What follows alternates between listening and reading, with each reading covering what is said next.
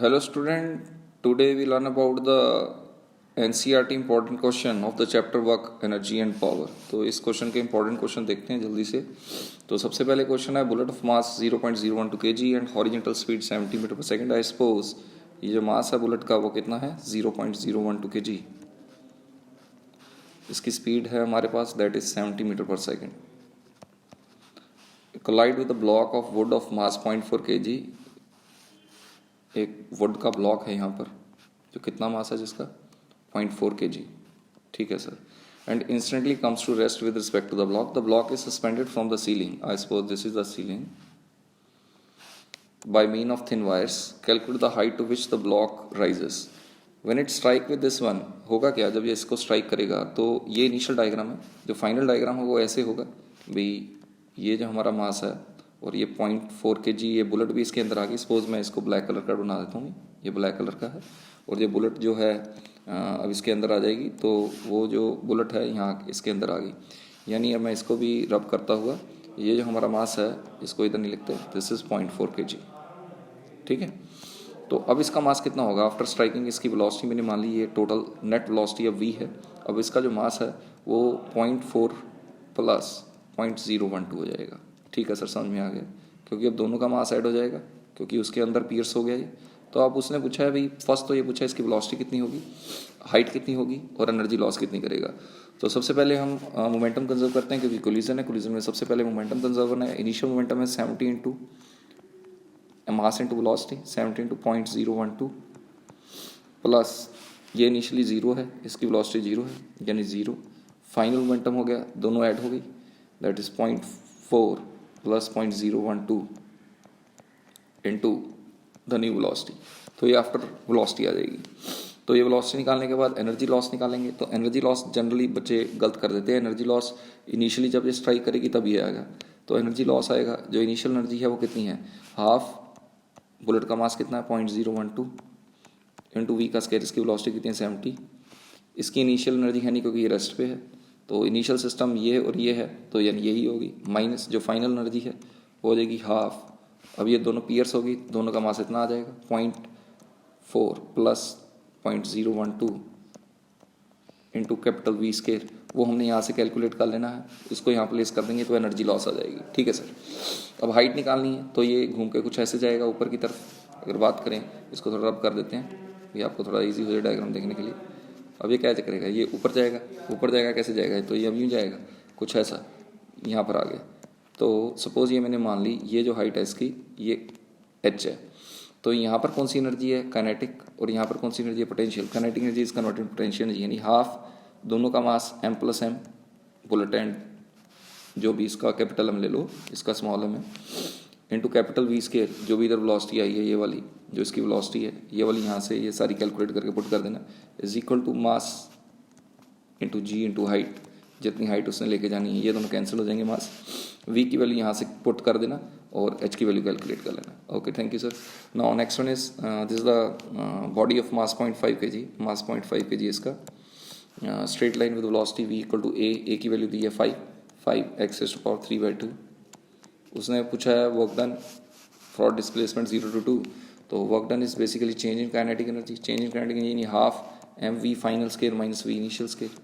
तो अब बात करें v फाइनल और v इनिशियल की, तो हम v फाइनल की बात करें तो v फाइनल होगा, देखो v की वैल्यू यही है 5, फाइनल x कितना है सर 2, यानी 2 की पावर 3/2। ठीक है, क्योंकि v का फॉर्मूला है a x raise to power 3/2। a डाल दिया, x की वैल्यू हमने फाइनल दी 2 की पावर 3/2। बहुत बढ़िया। v इनिशियल निकालेंगे तो x की वैल्यू 0 है, यहाँ पर x की वैल्यू 0 पुट करेंगे तो वेलोसिटी 0 आ जाएगी, इनिशियल 0 हो गया, यानी ये चीज़ सारी 0 हो गई। तो फाइनल में वर्क डन पुट करेंगे, work done is equal to half m कितना है हमारा 0.5 kg। v फाइनल का यानी इसका स्केयर करेंगे, इसका स्केयर करेंगे 5 5 25 आ गया। इसको स्केयर करोगे तो ये 2 कैंसिल हो जाएगा, 2 की पावर 8 आ जाएगा, 3 आ जाएगा, 8 आ गया, यानी दिस इज अबाउट 50। चेक कर लेना calculation. 2 inclined track, 1 gradual, other steep at A from where 2 stones are allowed to slide। Figure ऐसे है, एक ये है और एक ये है। ये एंगल 60 डिग्री है और ये एंगल कितना है 30 डिग्री। ए पॉइंट पे आपके पास दो चीज़ें पड़ी हैं, दोनों सेम हाइट यानी h इक्वल टू 10 मीटर पर है। मैं कोई वैल्यू नहीं लूँगा, सबसे पहले मैं जनरल इसको एंगल को थीटा मान लूँगा और हाइट को मैंने एच ले लेना, जनरल कंक्लूड करेंगे। देखो बात करें सोल्यूशन की, तो जो वेलोसिटी है वो दोनों केस में बॉटम पे आके सेम होगी। वो कैसे सर? देखो दोनों केस में जो पोटेंशियल एनर्जी है वो mgh है, ठीक है सर। रास्ते में फ्रिक्शन नहीं है, देयर इज़ नो लॉस, यानी जब वो बॉटम पे आएंगे दोनों केस में तो उसकी काइनेटिक एनर्जी में कन्वर्जन ले लेंगे तो v स्केयर आ जाएगा, यानी v equal to root two g h. तो ये दोनों की वेलोसिटी होगी, तो v root two g h की वैल्यू हमारी 10 मीटर है, तो ये हमारा आंसर आ जाएगा।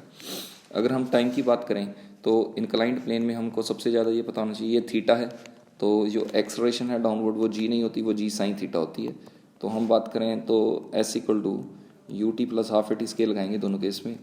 और सबसे पहले ये भी हमें मालूम है, ये अगर एच है तो ये जो हाइट डिस्टेंस होता है जो बॉडी ने चलना है वो H by sine theta by trigonometry. तो मैं ये एस की जगह एच बाई साइन थीटा लगाऊंगा, यू ज़ीरो है, ज़ीरो हो गया, हाफ जी की जगह जी साइन थीटा लगाएंगे, इंटू टी का स्केल लगाएंगे, इधर से टी सॉल्व करेंगे तो mathematically root two H by G into 1 by sine theta आ जाएगा।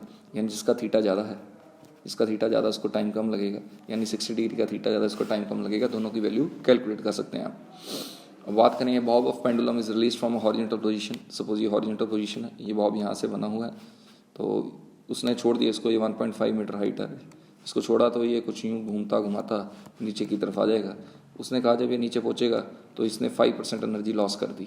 अच्छा एक बात बताओ, जो एनर्जी यहाँ होगी वही एनर्जी यहाँ होनी चाहिए अगर नो लॉस है, तो इधर कितनी एनर्जी है? देखो ये ग्राउंड मान लीजिए, तो ये इस पॉइंट पे जो हाइट वही है 1.5, तो इसके पास सिर्फ पोटेंशियल एनर्जी होगी, तो मैं लिख सकता हूँ एम जी, हाइट इज़ 1.5, ठीक है। इसका उसने कहते हैं ना 5% लॉस हो गया इस एनर्जी का, यानी 5% लॉस हो गया, यानी बचा कितना? सिर्फ 95% बच गया।